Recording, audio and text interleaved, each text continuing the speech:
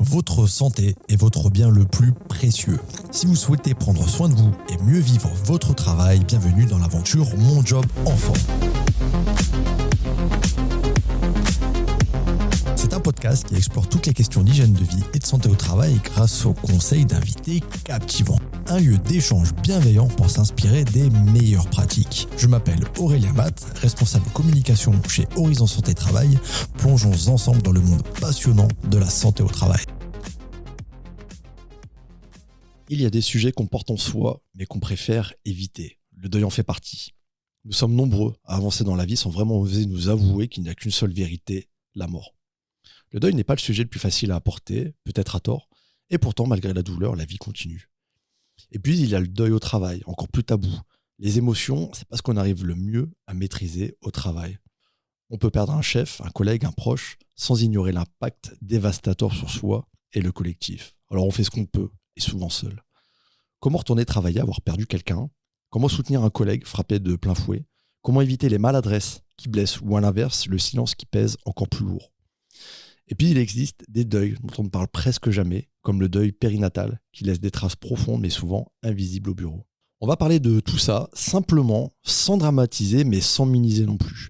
Et pour nous guider, j'ai la chance d'être accompagné de Gaëlle Guigny, patricienne holistique, formée au deuil et à l'accompagnement corporel. Elle a fait du lien entre émotion, corps et vie professionnelle son terrain d'expertise.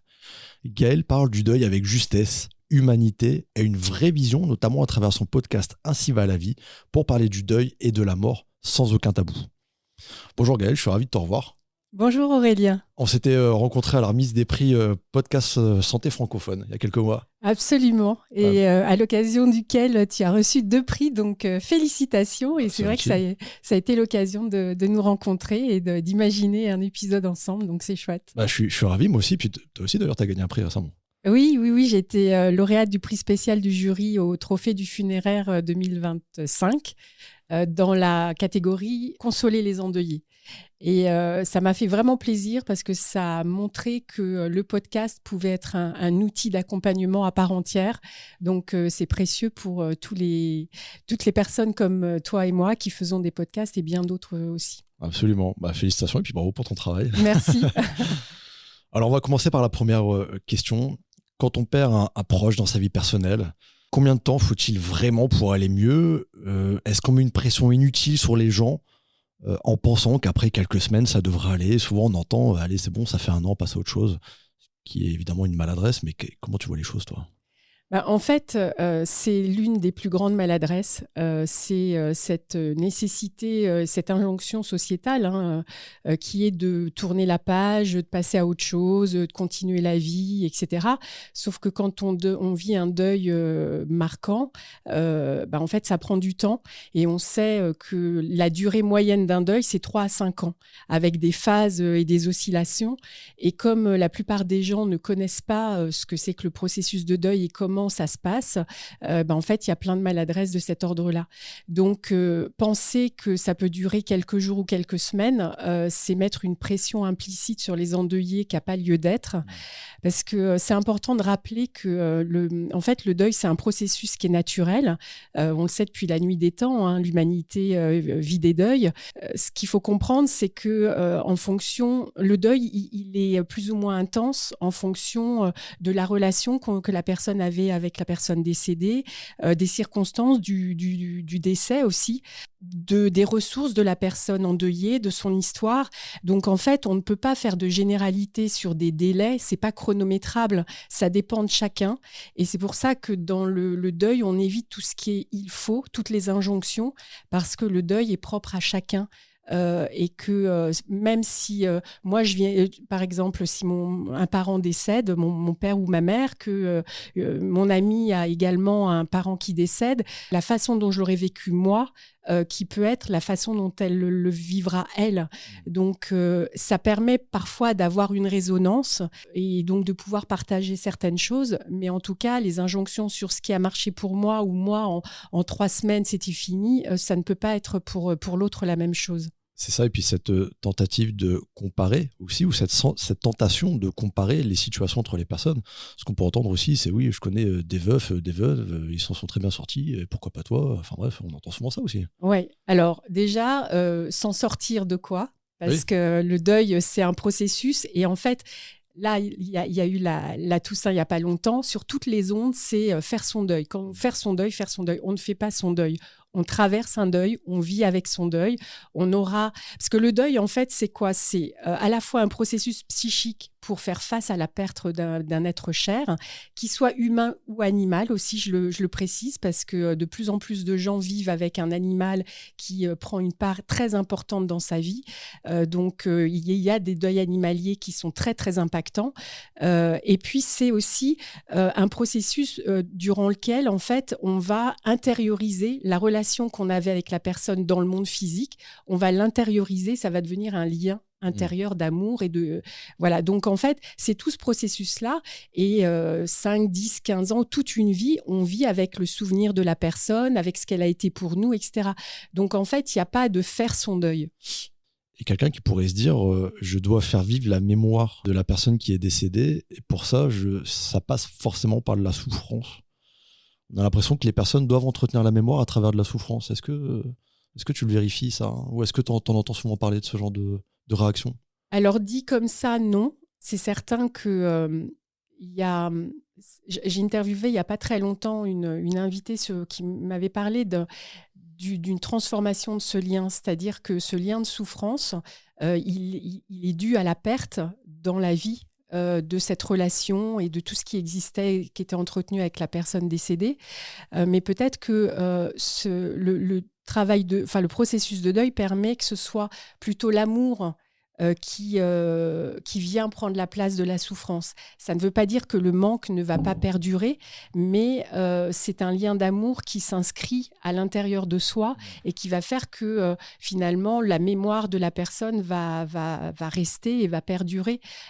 Ça peut être un lien d'amour plutôt qu'un lien de souffrance, mais ça prend du temps. Ou une étape du deuil, éventuellement? En fait, tu vois, c'est vraiment une phase de déstructuration. La 3e année, grosso modo, hein, au niveau des délais, parce que je te l'ai dit, c'est pas quantifiable, mais grosso modo, la 3e année, c'est vraiment une année où on se rend compte de l'absence, avec un grand A. Il y a un vécu même parfois dépressif, et on est en retrait de la vie sociale parce qu'on se rend compte que l'absence est définitive. Donc, en fait, c'est pas forcément inquiétant parce que elle est aussi encore dans son processus, et perdre un conjoint, c'est pas rien. C'est intéressant de l'accompagner là-dedans. Et puis l'autorisation de revivre, effectivement, pour les personnes qui ont été en couple, ça prend du temps. Ça prend du temps, ouais. Comment on fait concrètement pour reprendre le travail après avoir perdu quelqu'un? Est-ce qu'il y a des signes, s'ils existent, qui montrent qu'on est prêt, ou au contraire qu'on se force? Est-ce mal aussi, parce qu'on peut l'entendre, est-ce mal si le travail peut devenir un échappatoire pour penser à autre chose, pour se vider la tête? Est-ce que c'est même un peu malsain, ou est-ce que c'est quelque chose qui est tout à fait naturel? Qu'est-ce que t'en penses, toi? En fait, dans le deuil, il n'y a pas de bien ou de mal. En fait, l'important, c'est que la personne endeuillée, elle s'écoute. Parce que, comme je disais, il y a tellement d'injonctions qu'on peut être tenté de répondre à toute cette pression. Mais l'important, c'est vraiment de s'écouter. C'est-à-dire que on peut se rendre compte que si on arrive à se lever, si on arrive à se préparer, si on arrive à faire des actions, des tâches simples sans être complètement submergé, déjà, c'est un bon signe. Il y a aussi autre chose, c'est si on sent qu'on a besoin de retrouver ce cadre, parce que le travail, c'est un cadre, une structure, c'est du lien social aussi. Ouais. Et donc, ça, si on sent qu'on en a besoin, go, c'est important. Et puis aussi, de sentir qu'on peut faire face à sa souffrance sans qu'elle soit trop submergente, même si les endeuillés sont très forts pour porter un masque et dire que ça va, même s'ils sont complètement anéantis à l'intérieur. Ouais. Mais déjà, ces quelques éléments-là peuvent nous indiquer que voilà, on peut y aller. Et puis, c'est vrai qu'il y a parfois des raisons économiques. Il faut aller bosser, il faut retourner travailler. Une femme qui a des enfants qui perd son conjoint, ou l'inverse, une conjointe, voilà, économiquement, il faut aller travailler. Et donc, on prend sur soi, on encaisse et c'est pas toujours facile. Voilà, il faut s'écouter et c'est pour ça que l'encadrement et la bienveillance au travail va être très importante pour qu'un endeuillé puisse se sentir à l'aise et puisse sentir qu'il a sa place. Mais par rapport à ce que tu disais sur le bien ou mal, c'est vrai que la reprise du travail, c'est souvent un moment ambivalent parce il peut y avoir une « j'ai pas envie ». Mais il faut que j'y aille. Et en même temps, j'ai des collègues que j'aime bien et j'espère qu'ils vont être soutenants. Et puis, ça peut être aussi pour certaines personnes vraiment une épreuve supplémentaire parce que le regard des autres, il va falloir faire comme si de rien n'était parce que la vie, elle continue pour les autres. Ma souffrance, est-ce qu'elle va être perçue ou... Voilà, il y a beaucoup de... Il peut y avoir de l'ambivalence parce qu'on est en période de grande vulnérabilité et que toutes les petites maladresses, les intentions inappropriées ou parfois de l'indifférence générale, ça provoque... ça vient frapper les personnes de plein fouet. Et alors justement, quand on a un collègue qui traverse un deuil, est-ce que le mieux, c'est peut-être de lui poser la question, comment je peux t'aider ? Comment tu le vis ? Est-ce que tu as envie d'en parler ? Est-ce qu'il faut poser la question en fait, pour accueillir le besoin de la personne et qu'elle puisse l'exprimer ? Ouais, ça peut être ce qui est vraiment judicieux, on va dire, et c'est pas facile hein, parce qu'on est tous dans notre société, on est habitué à écouter les personnes sans vraiment les écouter, à être très prompt à donner des conseils, à vouloir à être indisposé par les silences, que accueillir la parole de quelqu'un d'endeuillé, c'est vraiment l'accueillir sans jugement. C'est-à-dire, effectivement, dire même parfois, écoute, je sais que tu as perdu... peu importe qui d'ailleurs, hein, tu as perdu ta mère ou ton frère ou peu importe, ou ton bébé, je ne sais pas quoi faire, je ne sais pas quoi dire, je suis très mal à l'aise, mais sache que je suis là si tu veux parler. Ça peut être provoquer un déjeuner, ça peut être prendre un café, mais pas à la machine à café avec tout le monde où on se dit ce qu'on a fait le dimanche soir, parce qu'en fait, quand on est endeuillé, on a souvent l'impression que la vie continue pour les autres et nous, on est un peu comme un robot et on est un peu en pilote automatique. Donc, c'est vraiment c'est pas facile parce que tout le monde n'a pas envie de ça. On a souvent peur d'être submergé par la souffrance de l'autre, par son chagrin et d'être complètement désarmé. Mais je crois que si on se dit comment est-ce que moi j'aimerais qu'on accueille ma souffrance si j'étais malheureux, si j'avais un tel chagrin, en fait c'est juste d'être là pour l'autre et ça peut être l'espace de 5 minutes, ça peut être une main sur l'épaule, ça peut être juste dis-moi comment tu vas aujourd'hui, être attentif à l'autre. Je pense que c'est de ça dont on a besoin quand on est endeuillé, ouais. Est-ce qu'on peut avoir peur d'être peu légitime face à un collègue qu'on connaît peu mais qui est en souffrance, qu'on a quand même envie d'aider ? Ouais. Ça fait partie des facteurs pour lesquels parfois il y a de la retenue au point de faire comme si de rien n'était parce qu'on n'ose pas, parce qu'on ne connaît pas forcément la personne très bien, etc. Mais au contraire, et c'est assez fréquent, moi je co-anime des groupes de parents endeuillés et qui ont perdu un bébé et en fait ils se rendent compte que parfois les collègues auprès desquels ils pensaient avoir du soutien, en fait pour des raisons qui leur sont propres, sont plutôt fuyants et puis tout d'un coup il y a quelqu'un qui dit écoute moi aussi j'ai perdu un bébé ou dans ma famille ma mère ou ma cousine ou ma grand-mère etc. Et tout d'un coup il y a du soutien qui vient d'ailleurs et qui émerge et donc je pense que quand on a cette ouverture quelque part de cœur et qu'on a envie d'aller voir une personne endeuillée qui n'est pas forcément une collègue proche, ça ne peut que faire du bien. Il y a nécessité de faire ça avec tact, mais je pense que si c'est cet appel-là, ça implique de la diplomatie, de l'empathie, et ça ne peut qu'être touchant. Et puis, c'est important aussi que l'endeuillé puisse dire écoute, là, j'ai pas envie d'en parler, parce qu'il y a des moments où on a envie de parler, puis d'autres non. Donc, c'est de s'écouter soi, en tant qu'endeuillé, et dire je te remercie, là, c'est pas le moment, je suis un peu perdue, mais ou j'ai pas envie, mais à un autre moment, et merci de ta présence, tu vois. Et qu'on respecte ça. Et qu'on respecte ça, ouais. Et quand c'est un collègue qui décède et que ça impacte forcément une équipe ou un collectif, est-ce qu'il faut en parler ouvertement ? J'imagine que oui, mais sans avoir peur, comment faire sans accentuer la douleur, sans accentuer une forme de souffrance, ou en prenant en compte aussi les émotions de chacun, comment on fait au sein d'un collectif? C'est vrai que là, c'est pareil. Il n'y a pas grand-chose de mis en place et de prévu, hein. J'ai lu des statistiques il n'y a pas longtemps. Il y a plus de 50, voire 60% des managers et des entreprises qui n'ont rien prévu pour un collaborateur en deuil ou un collaborateur qui perd, ou la perte d'un collaborateur au sein de l'équipe. Donc, ça veut dire qu'il y a beaucoup, beaucoup de progrès à faire. Et pour moi, il me paraît d'évidence qu'il est important de parler. Parce qu'en fait, ça voudrait dire quoi ? Que la personne est rayée de la carte du jour au lendemain, elle est décédée, on ne parle pas d'elle, donc ça veut dire qu'on n'honore pas sa mémoire, on n'honore pas sa vie, on n'honore pas sa vie professionnelle et ce qu'il a apporté à l'entreprise. Donc, qu'est-ce que ça renvoie aux autres salariés ? C'est que tu es un pion, tu passes et voilà. Et tu t'es effacé. Donc le collectif n'a pas la maturité pour évoquer aussi une charge émotionnelle. Absolument. Donc c'est pour ça que c'est important aujourd'hui que le deuil commence à être une thématique dans les entreprises, dans tout ce qui concerne la qualité de vie et les risques psychosociaux et la qualité de vie au travail. C'est de former les managers notamment, mais aussi les RH, etc., à l'accueil du deuil, à l'accompagnement du deuil. Parce que quand il y a un décès dans un collectif, dans cette micro-société qu'est l'entreprise, ce qui est important, c'est de permettre d'avoir un moment de parole collective. Mais ça nécessite d'être bien encadré, d'avoir des gens qui sont formés quand même à ça, parce qu'il peut y avoir effectivement des émotions submergentes, mais c'est un espace dans lequel il y a de la bienveillance, du non-jugement, de la confidentialité. Donc, ça dépend des contextes de travail.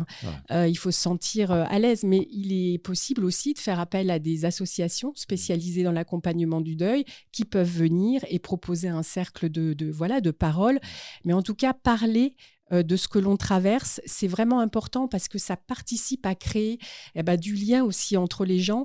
Et puis, on n'est pas que des gens qui vont super bien au travail. On est tous des humains avec des émotions et que savoir qu'on est capable de les partager, ça participe aussi à la cohésion d'équipe et au lien avec l'entreprise parce que ça signifie que l'entreprise est attentive aussi au fait que voilà, il faut prendre soin et soutenir les personnes qui travaillent. Ouais. Donc, en parler, c'est très important, mais dans un cadre. C'est-à-dire qu'un employeur devrait créer des groupes d'échange, anticiper aussi comment réagir quand un salarié ou quand un groupe de salariés est face à un deuil. C'est ça. Est-ce qu'il y a d'autres choses que les employeurs pourraient éventuellement mettre en place ? Est-ce qu'il y a d'autres pratiques ?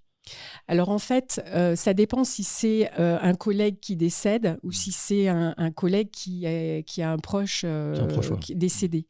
Dans le cadre d'un collègue qui a un proche décédé, c'est autre chose parce que ce qui est important pour les entreprises, c'est à la fois d'être en amont du retour au travail après le congé deuil et de permettre avec cet entretien de retour au travail qui peut être organisé et mené par un manager qui est formé, mais aussi par les RH ou un psychologue, etc.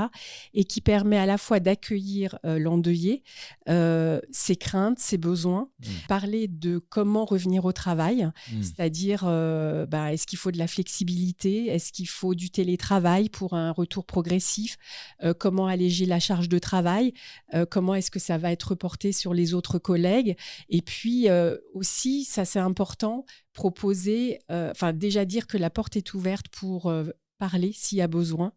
Donc, il faut être en mesure d'accueillir ça, cette parole, et de proposer aussi des entretiens, par exemple annuels ou 2 fois dans l'année, parce qu'on évolue pendant le chemin de deuil, il y a des choses qui surgissent et parfois on est peut-être à un moment donné moins efficace, etc. Donc, il y a des besoins autres qui émergent.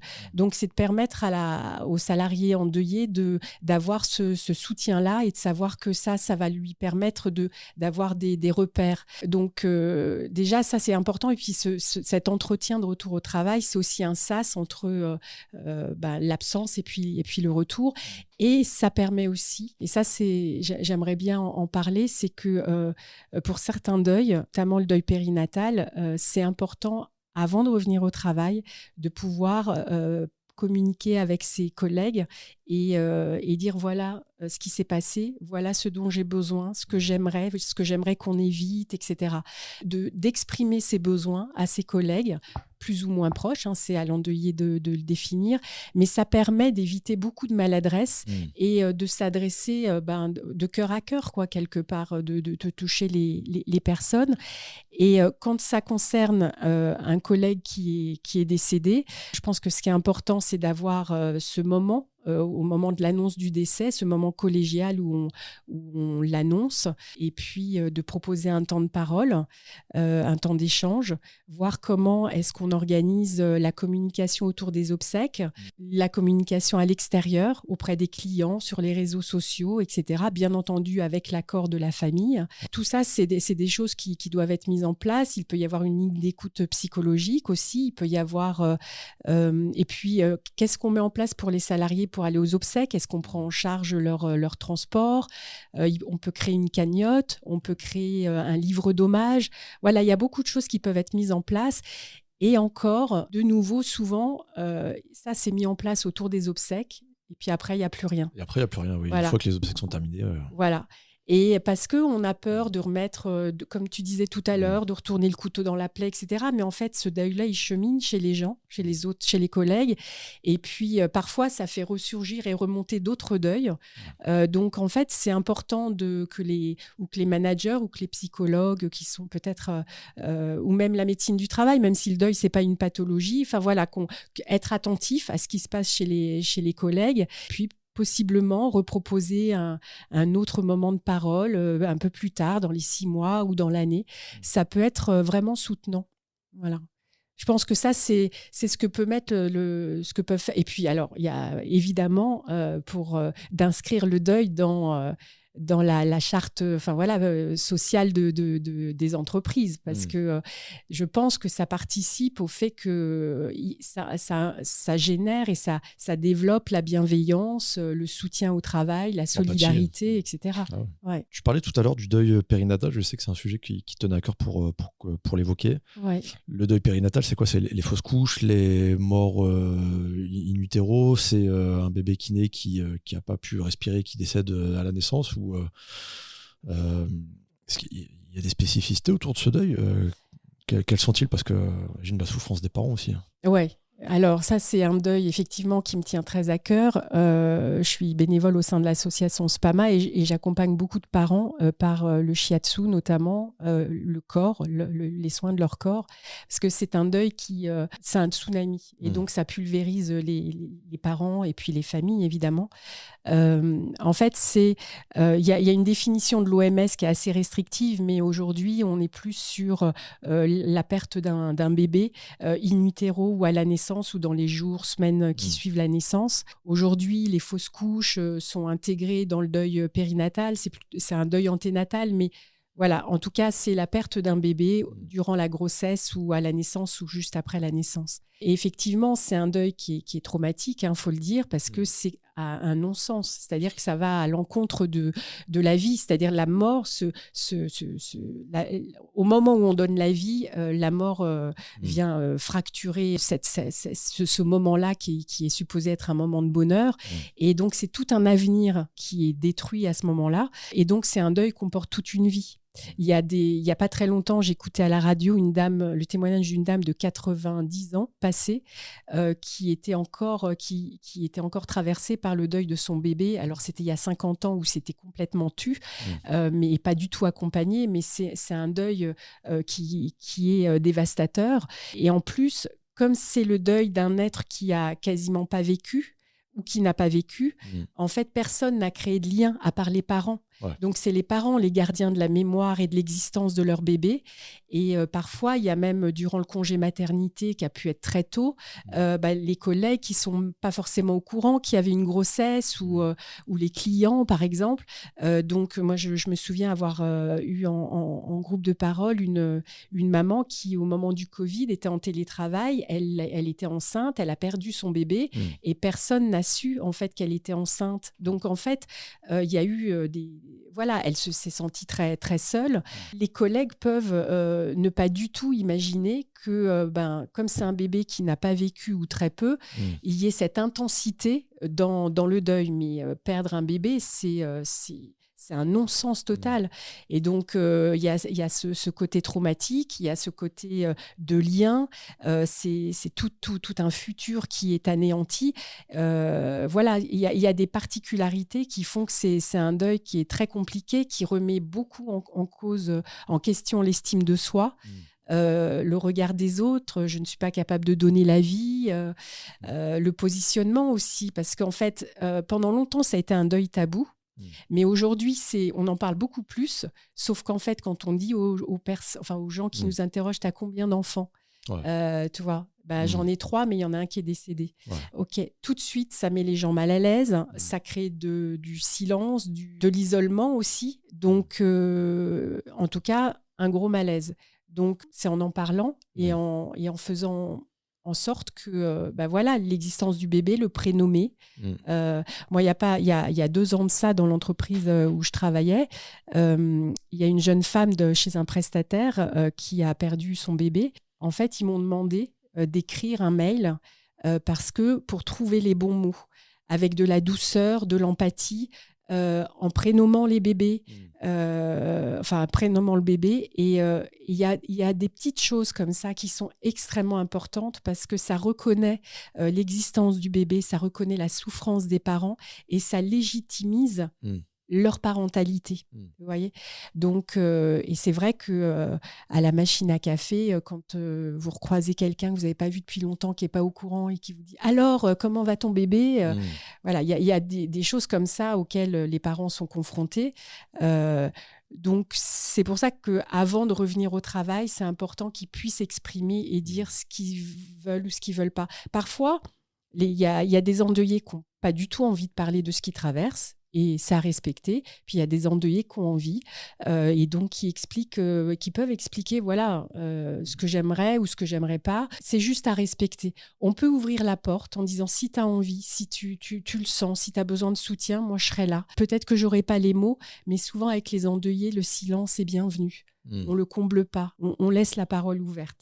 Et on est dans une société où on comble beaucoup. Ouais. Donc c'est à apprendre ça, à accueillir aussi par le silence. Comment on fait pour connaître quand un deuil devient vraiment compliqué, si ça existe parce que chacun a ses spécificités. Donc, est-ce qu'il y a des deuils compliqués ? Est-ce qu'on peut en parler déjà ou pas ? Est-ce que c'est un mot qui est pertinent ? Est-ce que ça nécessite un accompagnement professionnel ? Est-ce qu'il y a des signaux d'alerte pour des deuils qui demandent un accompagnement, ne serait-ce que pour soi-même ou pour un collègue ? Oui. Alors, en fait, oui, il y a des deuils qui sont plus ou moins complexes. Le deuil périnatal dont on vient de parler, le deuil suite à un suicide aussi est très complexe. Le deuil d'un enfant en général. Surtout, ne pas graduer les deuils. Il n'y a pas de graduation de moi, j'ai perdu un enfant, toi, c'est ta mère. Donc, voilà. Parce qu'on ne sait rien de la relation, on ne sait rien du vécu. Donc, surtout, s'il vous plaît, ne jamais comparer les deuils. Il n'y a pas de comparaison à avoir. Maintenant, en entreprise, on n'est pas thérapeute. Voilà, faut pas se positionner en se disant, au bout de 3 ans ou 2 ans, il pleure encore ou il a un chagrin qui le déborde, ça doit être pathologique. Non. On sait maintenant que le deuil est long, qu'il y a des phases où, comme je le disais tout à l'heure, il y a des résurgences par rapport à l'absence. Il peut se passer quelque chose dans la vie qui fait que tout d'un coup, on est pris par une émotion et ça ne rend pas le deuil pathologique pour autant. En revanche, peut-être que si on se rend compte que son collègue, son ami est dans une profonde détresse, que la détresse vraiment devient particulièrement lourde, ou peut-être qu'il y a des addictions qui se sont développées, etc. Peut-être que c'est intéressant d'en parler à la médecine du travail ou à un psychologue ou ou peut-être au manager, mais là encore, la question n'est pas de pointer du doigt, c'est juste de venir en aide. Donc, c'est important de savoir si on est dans un contexte professionnel bienveillant ou pas, et surtout de proposer peut-être des pistes d'accompagnement, voilà, de personne à personne, voilà, s'il y a des associations, de tendre la main, mais en tout cas ne pas se positionner en tant que thérapeute ou que voilà. Juste, il me semble que tu vas pas bien. Qu'est-ce qui se passe? Est-ce que je peux t'aider ou est-ce qu'on peut t'aider au sein de l'entreprise? Est-ce que le fait de vivre un deuil, ça peut aussi accentuer le risque de pensée suicidaire et le passage à l'acte? Alors, sur certains deuils, il peut y avoir... en fait, les pensées suicidaires, elles peuvent arriver parce qu'on a l'impression que le chagrin et la souffrance sont tels qu'on ne veut plus vivre ça. Et ça peut être plus une envie de ne plus souffrir que un vrai souhait de mourir. Et voilà, donc ça peut arriver. Dans les deuils après suicide, ça peut arriver. Mais là, au niveau de l'entreprise, si les managers ou les psychologues qui peut-être font un suivi, etc., se rendent compte qu'il y a une problématique de cet ordre-là, c'est important de permettre aux salariés d'aller voir quelqu'un en dehors de l'entreprise, un psychologue spécialisé, un accompagnement du deuil ou des associations spécialisées. Ça, c'est vraiment... Il y en a beaucoup maintenant qui accompagnent toutes sortes de deuils. Que ce soit le suicide, la perte d'un conjoint, la perte d'un enfant, etc., la perte d'un bébé, la perte d'un frère ou d'une sœur. Il y a vraiment aujourd'hui sur le territoire, et puis avec le fait de pouvoir maintenant accompagner en distanciel par Internet, ça permet à des gens de partout d'être accompagnés d'une manière ou d'une autre. C'était passionnant. Merci beaucoup, Gaëlle.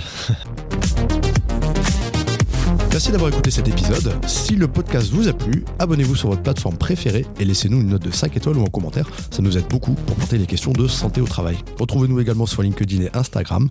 À très bientôt.